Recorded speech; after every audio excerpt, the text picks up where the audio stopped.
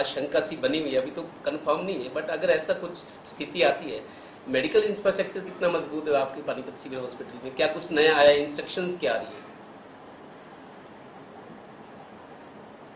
District overall district Panipat में infrastructure हमारे existing है पहले से, ठीक है, लेकिन उसको फर्दर अब हमने ये किया है, रूरल जो एरिया है हमारी जीएच को भी हम स्ट्रेंथनिंग कर रहे हैं, बच्चों के हिसाब से भी अगर हो सकता है कोई बच्चों में आई या, और अभी इसका पक्का तो नहीं है, लेकिन जीएच लेवल पे भी हम इंफ्रास्ट्रक्चर को और दुरुस्त कर रहे हैं।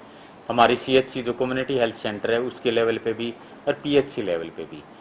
ऑक्सीजन की जैसे डिमांड पिछली बार ऑक्सीजन डिपेंडेंट थी वेव, तो उसकी ऑक्सीजन के लिए अभी हमारे यहाँ पर ऑक्सीजन कंसंट्रेशन पर भरपूर मात्रा में उपलब्ध हैं, आगे हैं। हमने सीएचसी लेवल तक हम सारे ऑक्सीजन कंसंट्रेटर दे देंगे। बाकी जो हमारी इंफ्रास्ट्रक्चर जहाँ जहाँ भी ठीक है वहाँ ऑक्सीजन जनरेशन के प्लांट भी लग रहे हैं, यहाँ जीएच में भी लग रहा है, जो कि वायुमंडल की एयर से ऑक्सीजन जनरेट करेंगे।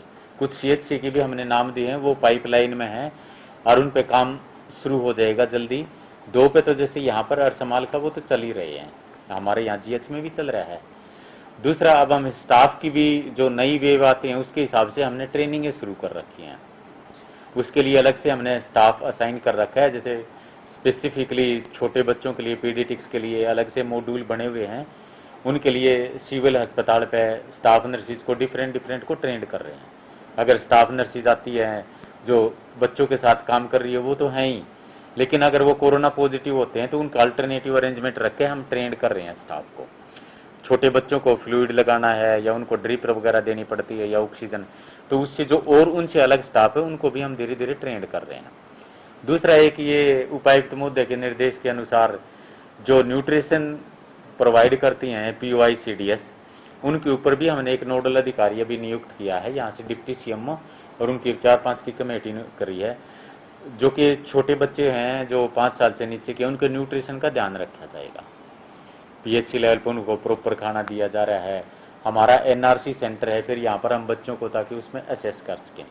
अगर किसी बच्चे को एडमिशन की ज़रूरत है, अगर किसी एरिया से ज़्यादा बच्चे आ रहे हैं तो हमें ये उसमें ध्यान में आ जाएगा कि भाई वहाँ पर न्यूट्रिशन में थोड़ी बहुत दिक्कत है, तो हम उस एरिया के ऊपर ध्यान देंगे। ये क्राइसिस के टाइम में जो रिफाइनरी में हॉस्पिटल बना है उसकी यूटिलिटी क्या है? कुछ आजकल वो काम आ रहा है या अभी जरूरत के टाइम मतलब वो अभी हॉस्पिटल में जैसे कोविड के पेशेंट्स काफ़ी कम आ गए, उसका हमने स्टार्ट कर दिया था, वैलेंटाइन स्टार्ट हो गया था वो।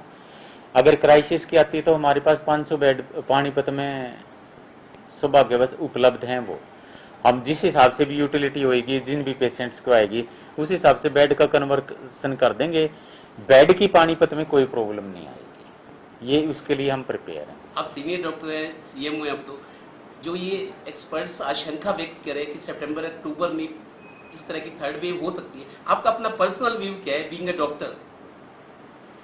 देखो, इसके बारे में तो प्रिडिक्शंस हम नहीं लगा सकते, और रिसर्च वाले साइंटिस्ट वही लगाते हैं। जिस हिसाब से हमें फीडबैक मिलता है सरकार से भी, सरकार के निर्देश हैं कि प्रिपेयर रहो, तो हम उसके लिए प्रिपेयर हैं, अपने आप को हमने प्रिपेयर कर रखा है। अगर ऐसी कोई स्थिति आती तो सेकंड वेव की तरह स्थिति आउट ऑफ कंट्रोल कम से कम अब तो नहीं होगी? नहीं, हमारी कोशिश रहेगी, सरकार की भी कोशिश है कि सेकंड वेव की तरह ना रहे। आगे स्थिति हमारी कंट्रोल में है, प्रेजेंटली भी हमने कंट्रोल कर लिया था अच्छे से पानीपत में भी।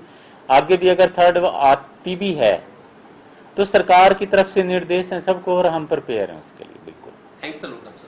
Thank you sir. जैसे इसमें चाइल्ड अपने पानीपत हॉस्पिटल में अगर बच्चों को अगर ऐसा आशंका होती है तो अपने पास चाइल्ड स्पेशलिस्ट कितने लोग हैं? 3 डॉक्टर हैं प्रेजेंटली हमारे पास, एक एसएमओ है और 2 डॉक्टर हैं। अभी जैसे आपने बताया नर्सिंग को आप तैयार कर रहे हैं बच्चों के लिए, अभी हमारे पास कितना स्टाफ है? अगर ऐसी अगर आपदा आती है नहीं, अभी तो हमने शुरू कर रखा है ना, हमने कितना हो गया वो तो अभी पाइपलाइन, अभी तो स्टार्ट है, मॉड्यूल चल रहा है हमारे, ठीक है ना। तो अभी हम धीरे धीरे कोशिश करेंगे सबको सिखा दें, बल्कि हमें तो ये है फील्ड वालों को भी सिखाएंगे। कोई 4 एम्बुलेंस भी आई है कल? हाँ, एम्बुलेंस आई हैं, 4 एम्बुलेंस इसीलिए आई है कि एम्बुलेंस की कमी ना हो, बल्कि 4 एम्बुलेंस स्टेट से भी आई हैं, 2 रेड क्रॉस से भी आई है हमारे पास। तो वो एम्बुलेंसेज हैं, उनके अब रजिस्ट्रेशन वगैरह करा रहे हैं, वो जल्दी ही फंक्शनल हो जाएंगे। Thank you very much.